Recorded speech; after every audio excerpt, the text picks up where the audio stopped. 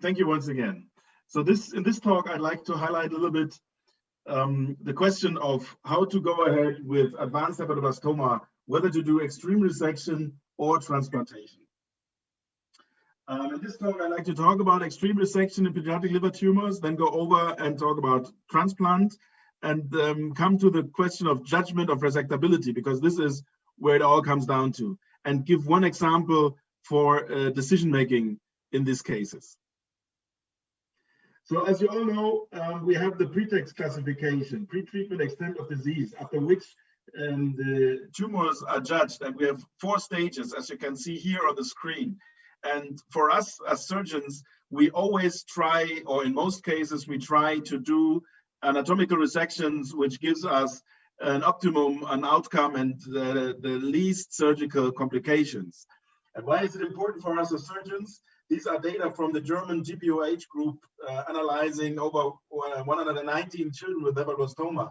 And we found that if there's no tumor rest, the children have the best way of coming out oncologically, no matter what stage, size, and so on. If there's microscopic rest, there's no significant difference, but children do worse. And if there's a macroscopic tumor rest, then children have a significantly worse outcome. For technical reasons, we have 3 types of resections. We have our standard resections, the hemihepatectomy left or right, and the segmentectomy. Then we have extended resections, which are the trisectorectomies, or the middle resection, or mesohepatectomy.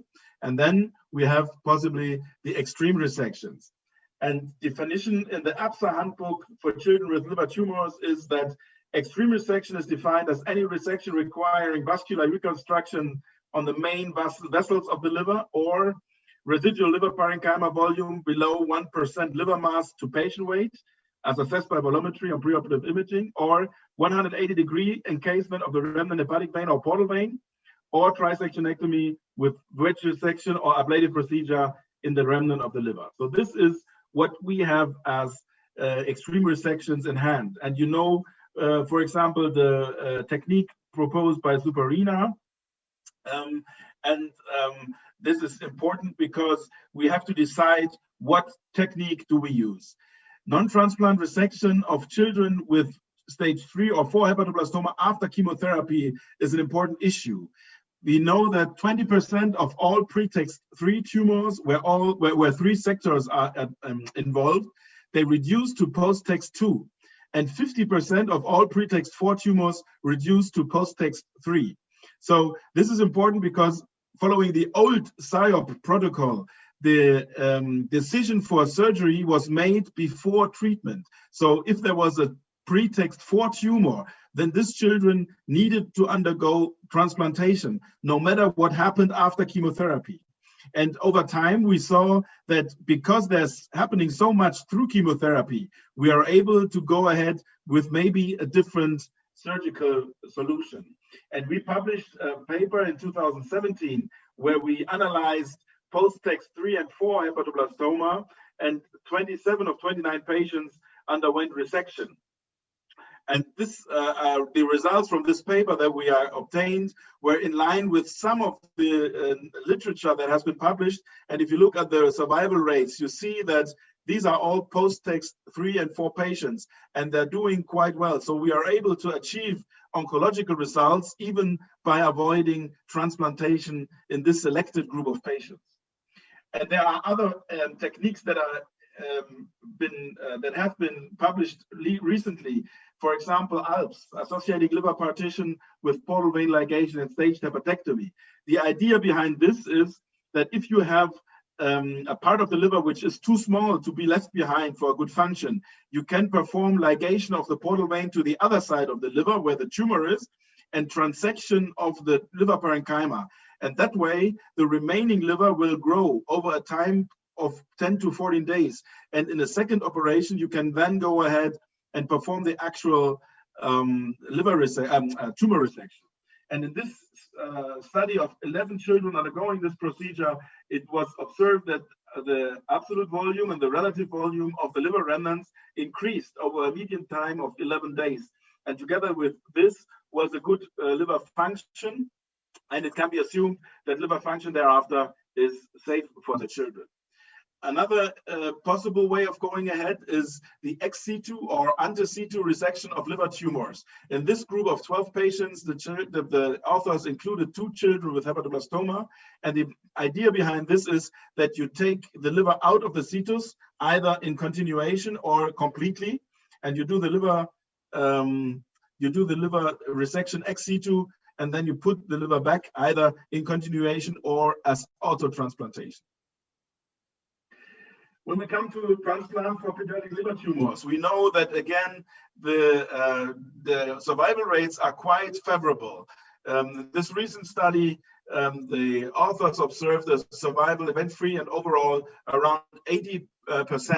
There are historical publications in which there is a differentiation between primary transplant and the so-called rescue transplant, but younger data seem to indicate that this differentiation is not so valid anymore, and provided there are sufficient resources around the procedure, also the so-called rescue transplant is associated with good results. However, so far we have no prognostic impact of the characterizations that I've listed here in order to be able to distinguish what procedure should be done. These are data from SEER and SRTR from the US showing the surgical procedures in hepatoblastoma and hepatocellular carcinoma children. I'd like to draw your attention to the tables below. On the left side, you see hepatoblastoma, where the dark areas are the transplant. And you see this is between 20 and 30% over the years from 2000 to 2016. And in hepatocellular carcinoma, the rate of transplant is between 7 and 10%, so a little bit lower. And there is a learning curve in this. Again, on the right side and on the left side, you see the hepatoblastoma cases as seen through the decades. And you see that there's a slight increase of survival. However, the 2 recent decades are not differing too much. Excuse me. And concerning hepatocellular carcinoma, you see that every decade there is an increase in survival, which is also important and something to consider. In our institution here in Tübingen, we did through the recent years over 170 transplants. 13 of those were for tumors, and our survival rates are around this, what is published here. In the example I've listed is a 33-month-old boy with hepatoblastoma and Abaniti malformation, where you can see the portal vein draining directly into the inferior vena cava. Not something that is relevant for the transplant, but which is interesting from a surgical standpoint. There are challenges for pediatric liver tumors in transplant-wise. So we have the problem of radiologically cleared liver parenchyma. What happens in a multifocal tumor that is after chemotherapy cleared in a certain sector of the liver? Can we leave this behind, or do we have to assume that there is possibly microscopic rest? We don't know. Management of relapses, rare pathological subtypes, and the lifelong immunosuppression, which makes alternative options desirable, are also further challenges. And the waiting list time. The number of deaths on waiting list has been brought down relevantly in recent years, but it is still a relevant factor. Peri-transplant morbidity. The primary non-function is not so much an issue, but we have vascular complications concerning artery, portal vein, and venous outflow obstruction. We have a relevant amount of bleeding, and the probably biggest problem with a big variation is the bile duct, which causes especially complications when primary anastomosis is aimed for. So we are very aggressive in doing the biliary diversion with Roux-en-Y and enterostomy. Transplantation is a lifelong commitment, and this is with regard to the immunotherapy. As long-term consequences, we have immune abnormality, chronic rejection, we have secondary malignancies, chronic kidney disease, hypertension, hyperlipidemia, and adherence.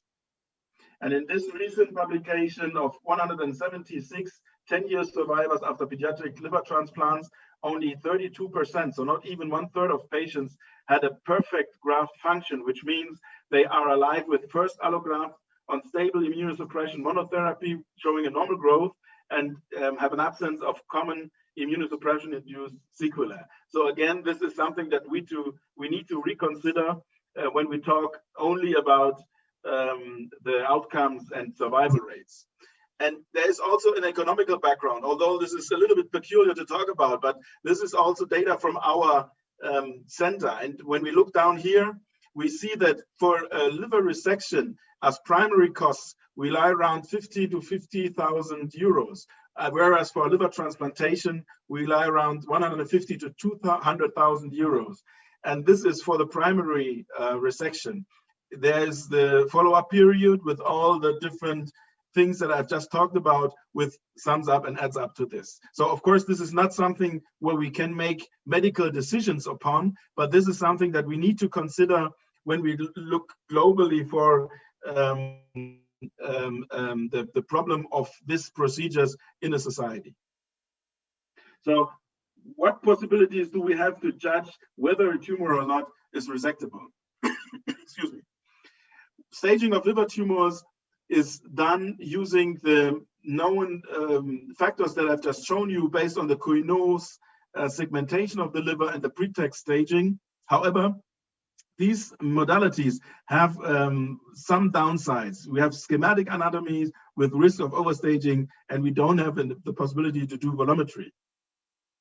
We are using this tool of virtual imaging and risk analysis in livers. And this is something that has been developed for patients undergoing split liver transplantation. And together with the company that developed this tool, we adapted the technique and use it for the children. And we have some important lessons that we learned over the years. And one is that one liver of a child is absolutely not comparable with another liver of a child. You can see here alone by looking at the appearances of the livers that this is completely different if you look at the different sizes of the segments. And when we analyze the range of segments, you see that in some cases, children have not at all liver segment 2 or liver segment 3. And in other children, these segments are up to almost 1/3 of the complete liver volume. So there's a big variation, and it's very, very difficult to apply the schematic use of this pretext classification in those cases. Or another example, as you can see here, this child has virtually no left liver. How are you going to give this child a pretext classification if sector 1 is absent and sector 2 is only halfway developed? So we're using this tool to be able to judge whether we'll be able to resect or to transplant.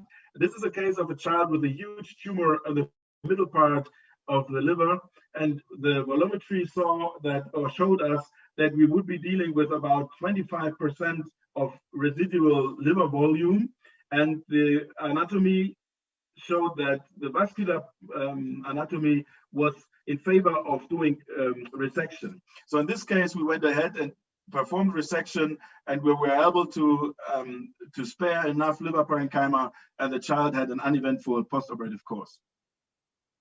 Another example where we did resection, the classical diagnostic seemed to show that there's infiltration of all 3 liver veins. However, our virtual procedures indicated that we would be able to get away with the tumor from the parenchyma and from the vein. And this is the intraoperative view of this upper appearance here. And we were indeed able to resect the tumor and dissect the tumor away from the vessel.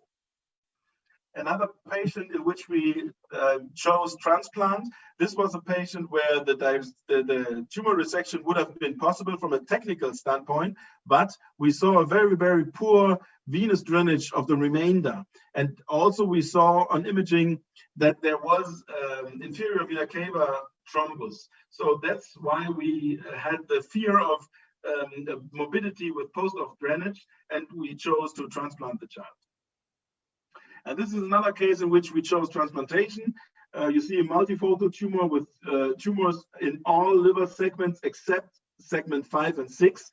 And in this case, we were looking whether we could perform the suprarenal technique of resecting all liver veins and leaving only the retrohepatic draining veins for 5 and 6. However, as you can see here, the volumetry of segments 5 and 6 showed that there was no way we could spare enough healthy liver tissue, and we went ahead and transplanted the child. So our concept in Tübingen is that we need these factors for extreme resections in patients. Liver remnant should be above or around 25%. We need to achieve complete tumor resection, R0. There is some discussion about R1 resection, but we always try and realize R0 resection. We need to have tumor response after chemotherapy, and we do the preoperative imaging, which I just showed you. And we always perform extreme resections with backup liver transplantation. So one of the parents is always prepared just in case that there is something immediately to be done. Extreme liver resection as relative contraindications, we have vascular encasement of the liver vein and compression infiltration of the liver vein. And challenges still are, and we are in the process of contributing to answering those questions: persistent lung mets after chemotherapy, P+ and V+ tumors, and the judgment of extrahepatic disease. We are doing this evaluation of the tool that I've just shown you in a big study which is sponsored by the European Union, and the aim is to evaluate this tool and to answer the question resection versus transplantation. This is something that is a global study, so any child that has post-tax 3 or 4 tumor is amenable to be included. So if anybody out there in the audience would like to contribute a difficult case to this study, this is possible. You can reach me using this email address here, and you can benefit from the evaluation that I've just shown you. And it was only a little bit that I could show you. The real evaluation is a lot bigger, and you can benefit and have this for free if you are planning on a complex surgery. And in addition, there are other virtual imaging techniques, and these are all recent publications, and this seems to be now a field in which this technique has been developed and contributes relevantly to what we are doing in our daily life. So let me finish with a little example for the decision-making process. In this publication by Chida et al., the authors evaluated a liver transplantation group and a liver resection group of advanced hepatoblastoma, and they were looking especially for factors that determine what are factors for recurrence. And they observed that extrahepatic disease, lung mets or lymph node mets, and chemotherapy response were the only factors that were making a difference in terms of what recurrences do we have to deal with. Based on their experiences, the authors proposed this algorithm for going ahead with the decision between extreme resection and transplant. So they go and take the post-chemotherapy imaging, and they decide if there is post-tax 4 tumor, they go ahead with transplant. If there's post-tax 2 or 3 tumor, the next question is there sufficient residual volume? If not so, again, they go ahead with transplant. If yes, the next question is to judge whether there's vascular invasion. If yes, they go ahead with transplant. If no, they go ahead with resection.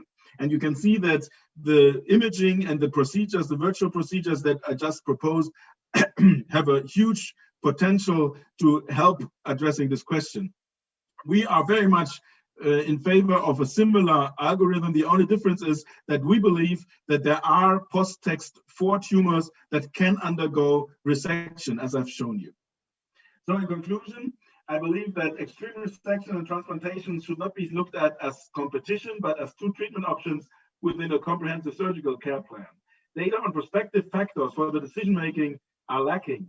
An interdisciplinary central review for the decision between the surgical options is necessary.